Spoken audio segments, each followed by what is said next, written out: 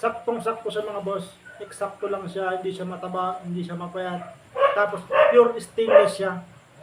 Kaya matibay, hindi basta-basta na babalik ko.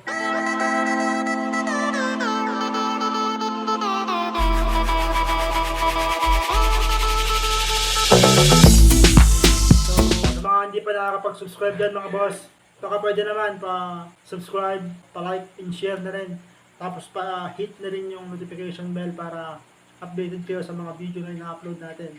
Yes mga boss, gusto ko lang kayong kamustahin. Medyo may good news tayo. Sisikapin ko ulit mga boss na makapag-video, makapag-vlog. So yung next na video ko na siguro, gagawa tayo ng aparato, step by step. Yung mga nakaraang video natin, syempre natabunan na yung mga yun. Magpapanibago tayo mga boss.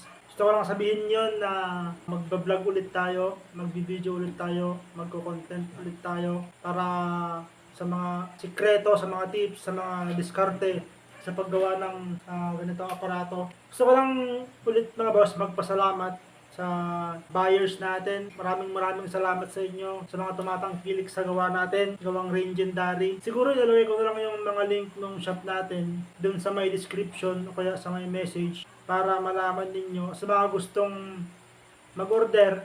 Dun nyo na lang bisitahin yung ating mga paninda mga boss.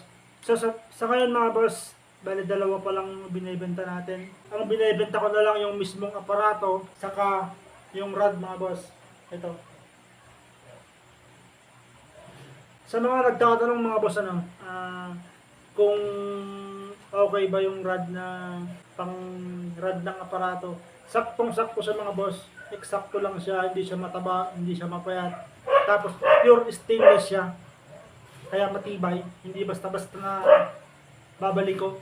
Mamaya, sa next video ko siguro, sa next upload ko, gagawa tayo ng mga paninda nating aparato. Bibideo na lang natin siya ng step by step para sa mga gustong gumaya, sa mga gustong maggawa DIY sa kanilang mga bahay, pwede nyong gawin mga boss. Announcement lang ito, gusto ko lang sabihin na babalik na tayo sa pagbablog. Mag-upload na ulit tayo ng mga content natin. Hindi ko naman sinabing dire-diretso pero sisikapin natin mga boss na makapag-upload